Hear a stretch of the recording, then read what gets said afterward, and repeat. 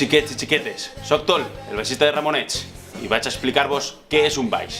Mireu, un baix és un instrument molt gran, més gran que una guitarra, i té unes cordes molt grosses, que es poden tocar amb els dits, com toque jo, o amb una pua, com toquen els guitarristes.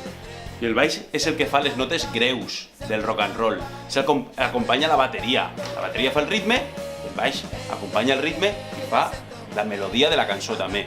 Per això és tan important. I cap grup del món no té baix. Mireu, es toca aixina, amb els dits, per exemple, i ara no sona perquè no està enxufat a l'ampli. Si voleu després, o un altre dia, us explique com funciona l'ampli. Això és el baix, l'instrument més guai del rock.